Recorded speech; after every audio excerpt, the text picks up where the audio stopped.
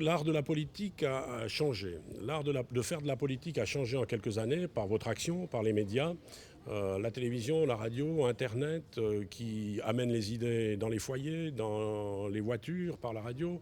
Les gens sont chez eux, participent au débat, sont habitués aux différences d'idées qui arrivent à leur réflexion. Et nous avons peut-être, à mon sens, jusqu'ici manqué un petit peu de souplesse. Nous étions souvent en réaction. Mon rôle, ça sera de mettre notre parti dans l'action.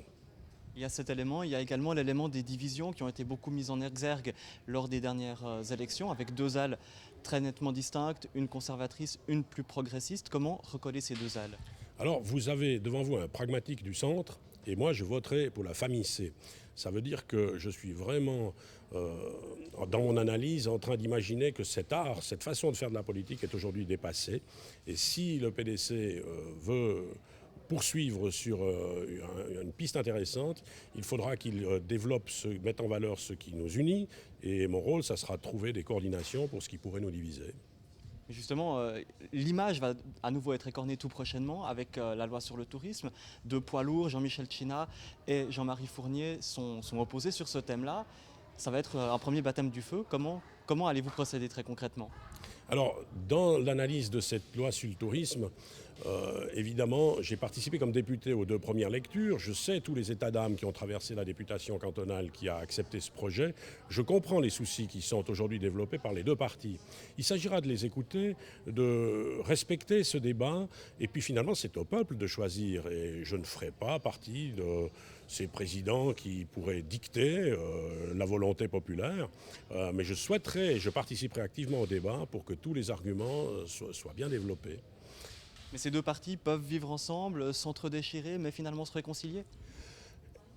Si on a deux ailes de partis qui battent à des rythmes différents, l'oiseau qui est au milieu aura un vol très perturbé.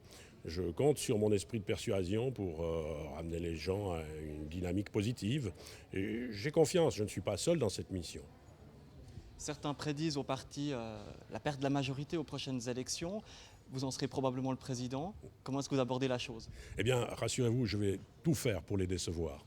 Et je suis convaincu que ceux qui pensent qu'une majorité des familles C, comme c'est le cas aujourd'hui dans le canton, sont un élément négatif. On lui donne parfois des notes de clientélisme, des notes passéistes. Eh bien, moi, je rappellerai que si aujourd'hui nous avons eu 7 baisses fiscales successives depuis l'an 2000, si nous abordons la période de crise dans une situation supportable, c'est par la sagesse de cette famille C.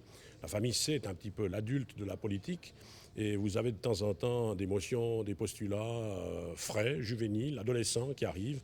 Nous avons le rôle de mener cette gestion. Évidemment, c'est moins sexy comme activité politique, mais c'est en tout cas très responsable et très engageant. Vous parlez de ces notes de clientélisme, vous prônez la transparence, vous allez faire le ménage? Oh, il n'y a pas de ménage à faire et je n'ai aucun regret sur toutes les nominations que l'on a. On pourrait les passer en revue. Elles ont toujours été justifiées sur des principes officiels normaux.